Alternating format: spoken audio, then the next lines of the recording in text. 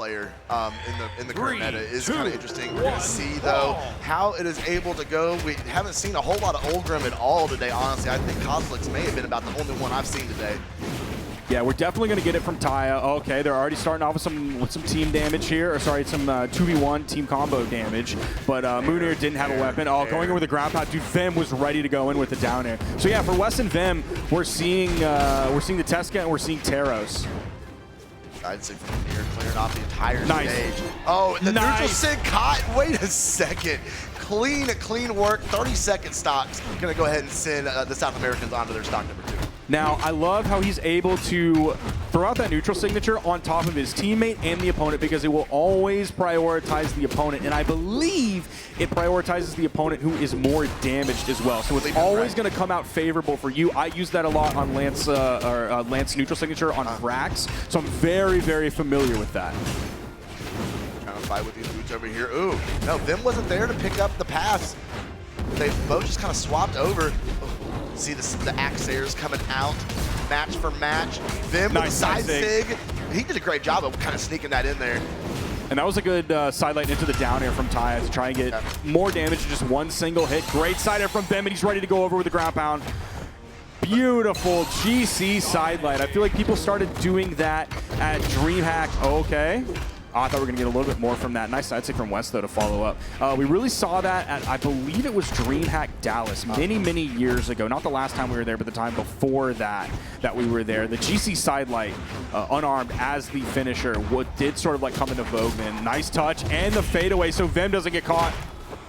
Oh, Taya. That's it. Yeah, that's going to go ahead and send him down. And we're seeing everybody kind of fall onto their final stocks here with Vim 10 Kilo being the exception to the rule. Holding on to stock number 2. Never mind. That Sarah to the face is going to go ahead and get rid of that.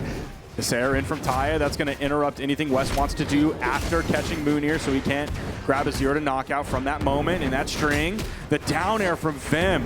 Dude, the vertical gameplay from Vim's axe has been fantastic right on the edge, especially on Demon Island with the small sidewalls. Oh, he's going to get punished for that for sure. Oh, this is crazy. I cannot believe how close this is. Game number 1, just back and forth here in the neutral game. We just see it literally teeter-tottering from side to side, momentum to momentum. Vim going to go low, try to catch Scoot. Oh! No, that is going to connect. And that is going to send Ty and Mounir out of game number 1. Wess and Vim 10 Kilo getting it done. It really looked like the EU team was going to take game number 1.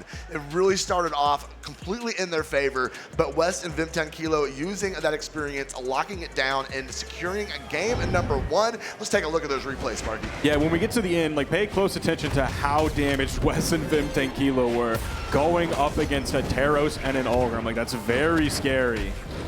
There's the D-Sig that just barely missed the falling neutral air, and he's ready with the axe recovery. There's the side air, and then that ground pound is fantastic. Yes, well, everyone's so damaged here. I think we are in for one heck of a set, Sparky. That was an insane game number 1, and we see Mounir coming out with the most damage dealt. Taya only getting that 408, but he did a really good job holding down the air, being able to throw those nairs out from the lance, being able to break up, keep the space. We're going to go back to Demon Island here for game number 2, see if Wess and Vim can extend their set lead. And I do love that GC side sig that Vim did right at the end on the Taros hammer, because like he was just enough back from the cover or corner that while Mounir was over there on the corner, he could throw out that signature like right when Mounir would be coming over the corner while also following up off this teammate who was across the stage about to send the other blue team member Taya towards him. That's already a stock on Mounir with their trading 1 for 1. 1 for 1, yes. We're actually completely tied. Oh no. Okay, Taya working that downlight in opposite direction. Not a whole lot of punish for it though. Mounir taking the low route. Oh. Little friendly damage, little friendly fire there. Kind of taking each other off of their designated routes. Yes, that is going to go ahead and confirm as well. That puts a Wess on his 2nd stock. Taya being the healthiest on the map right now. That's not anymore. Going to KO Taya. Can Mounir get away from this? Nice weapon toss up. It's going to give him a little bit of room to play with as Taya respawns back in. Okay, Vim. Whoa. Wess finishing that off with the recovery, off with the boots. Now we got this 2v1 situation here. Oh no, Mounir's gonna spawn back in. He has the axe immediately. Now see if they're gonna be able to take some of this momentum back in their direction. But we're still holding on to the stock lead for Vim and Wess. And Vim continuing to push this Taros. The gravity cable stops Sair. That's going to be enough, bro. He's not coming back to Sair to follow And off. the recovery onto Taya. Can they interrupt that? Bro. Yes, it's interrupted with the recovery, dude. Vim's Taros is so nasty. Oh, but he's only good on Priya, Sparky. What are you talking about? Oh, my goodness. That is what they said. Dude, they said he was carried as he KOs his teammate and then Taya. Holy cow, Vim. Shut the haters down, brother. Yes, sir. Oh my goodness. All right. But they are cruising through the set. Absolutely cruising through the set. It looks, dude, it's looking better as we go. Game 2. Recovery. Game 2 looked better than game 1. Sparky's just in awe right now. He's just watching the replays. Like, this is so cool. Like, Vim is playing so fast. Yeah, he's playing really, really fast. Making Taros look like he's got 10 speed. He only did like 457 damage, which like isn't a lot, but the fact that they did it in 457 damage is wild. What's their total? Yeah, dude, their entire damage dealt is 798. We're gonna divide that by 6 stocks. 798 divided by 6 is 133, dude. On average, they're getting KOs at 133 damage. Against Ulgrim and Taros. That's insane, man.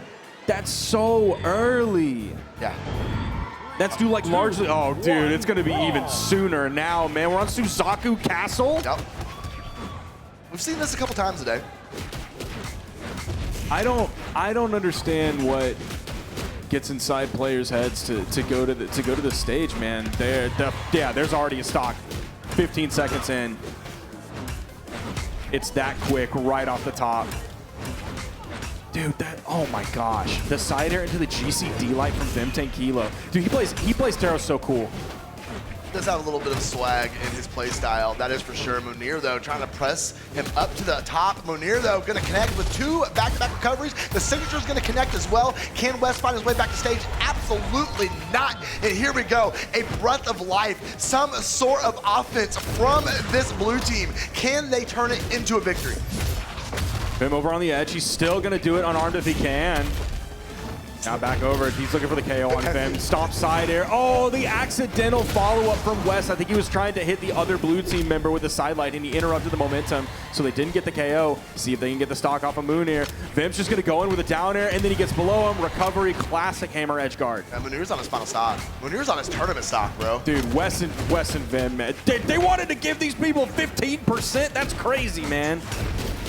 It's just crazy. He's ready. Oh. This is the same team that just got 3-0'd by Balloon Boy and Raiders. Yeah. It's absolutely insane to me. See what they're going to be able to do if they can put a nice, shiny bow on this set here. There we go. Wess is finally going to be taken on. Oh, there we go. Everybody's on the final stock. We got some life in the blue team. Yeah, Taya, the only one. Yeah, Taya's got 2 stocks here. See if he's going to be able to take this out a little bit. He's got to get in there. Wess just barrels forward. Oh. So does Vim, too. Missing out. Mounir cannot lose his stock. I don't think Taya wins the 1v2. Oh, bro, who's gonna survive this? It's Mounir versus Wess. And, okay, and they're ready for it. The GCD light, I feel like they didn't know quite what to do right after that, or maybe they weren't close enough. There's the neutral air. See if Wess can clutch this one out and take the 3-0. No, there's the recovery, there's the neutral air, and he's gonna get punished right after that with the side air from Taya's lance. This is scary if you are Vim and Wess, because that means Mounir and Taya are adapting. Dude, imagine the number of times that Mounir has gone up 2-0 and gotten clapped. If he does the opposite. Oh, it would be the most non-Mounir moment we've ever seen. Baby. That would be the like ultimate redemption arc for Mounir. That would be incredible. There's that side sig served up by Taya into Mounir's side sig. All right, we're seeing kind of same damage split. Everybody kind of coming in those 400s. We see Taya with the almost 500, the 496 off of that Ulgrim. I don't know. I know it got the dub, but I don't know how I feel about Mounir on the Tesco. Yeah, I don't know. I don't know. I do like I like his boots and I like his gauntlets. I like them in a vacuum. I like his signature usage more than I did when he was playing Taros. I don't like the 377 damage. I mean, if you look at it compared to everyone else, right? Like, yes, Taya did 496, so you're like 119 difference there. But like 377 to 410, that's not really that big of a difference. Fair. 377 to 458, like we're on Suzaku. So we have to take that into effect when we look at these damage numbers. So we don't have to get too low. I think 377 is not bad. Okay, that's actually a good point. Yeah. Thank you, Sparky, for being the voice of reason. I understand now. Look, man, I live in numbers. You know me. Yeah, that's I fair. bury my head in the statistics. I know, I love it. Makes my job easier. Dude, Vim just goes in. I love it. The way, like, kinda has refined his Taros. I still love watching his Taros, but it's definitely more refined than it used to be. Vim, he's still just going for it. Yeah, I love it. I absolutely love it. Like, it thrives so much in 2v2. They're going to work or it's not. Okay. He didn't get down in time to save his teammate from taking the damage, but he did break up any follow-up that would have come after that. Then Surgeon trying to catch one on Mounir, but no, the weapon throw from Taya is going to break everything up. Great teamwork from Blue Team right now as they are trying to push us to a game number 5. Oh, Wess, though, he's having something to say about it. The weapon throw hits, Sparky. The double, bro. That's nasty. Wess's gauntlets are so good. His Teska is so good. Okay, Taya whiffing on that axe. Vim's just gonna fight unarmed. He doesn't care. We're gonna pick up an axe 2v1 off stage. Does he come out on top? Oh, he stays out of the way. Nice Mounir, no, the Nair's gonna throw him down. He's out of options. The ground pound. The ground pound is gonna go ahead and take away his stock. We are all tied up 2 across the board.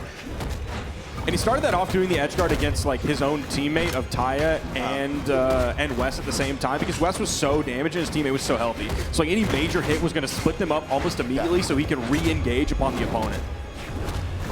Wess is going back in. Dude, there's the ground pound. That's a free ground pound for him. All right, that is going to put Taya on his final stock as they are tightening the screws on Mounir here. Oh yeah, they're getting desperate. Just letting the signatures fly here in the middle of the stage, hoping you don't get punished. Oh, unable to interrupt. We saw the weapon toss go out, but Wess already went vertical after that. He was already in the air, so like the essentially grounded weapon toss didn't make a connection. Oh, Wess, he tried to get the high read. There's going to be a 1-for-1 trade, and that knocks Taya out. It is the 2 stocks of Mounir to the 3 stocks of red, but I feel like this stock from Mounir is going to be gone very soon. He's able to pick up that weapon. One Sair off of this hammer is going to go ahead and secure that stock, and then they can just buckle down and worry about the last one. Mounir weapon throwing to get back up. The recovery is going to get it done, and just like that, Mounir is on his tournament stock in a mid-season championship 2v2s. Oh, can he do it? Can he do it? I mean, he's kind of a goat. I mean, he's pretty good at Brawlhalla, Sparky. Look, Duke said that at Spring Royale, oh, never mind. No, bye-bye. Not even going to finish it. No, this is, unless they drop it, it's over. And yep, there is the GCD sig. Wess and Vim 10 Kilo win 3-1 over Taya and Mounir. Great effort from Taya and Mounir. I'm glad they were able to get the one. I don't like seeing teams like that completely shut out, especially this late in the bracket. But the boys from South America getting the job done yet again. Wess and Vim 10 Kilo.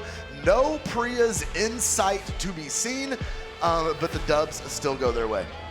That means Taya and Mounir, one of the EU teams still left in this, is knocked out. We still do have Godly, of course, playing alongside his North American teammate of Fakey, and we still have S-Grape and XJ Cool J. For the North American side of things, we have Marky Moo, Future Bubble, and Zen Hideaway. Then we also have Blue Boy and Radish, who already qualified for the top 4. For South America, we have Laura's Kaina. We have Wess and Vim 10 Kilo. So we still have representatives of every single region. We have multiple teams from every single region. Sick. Dude, the regions are so sick right now. I mean, I think back, you know, or kind of watch these replays. I think about how skewed and how one-sided it used to be just a few years ago. I mean, it was South America. They won everything. They looked in the tournament and they won it. Like they could not be stopped. And we're seeing now that we've gotten past the pandemic and we're getting back, you know, we've got more lands and a few years under the belt after that, we're seeing the regions kind of get closer together again. We're seeing things kind of level out, and I'm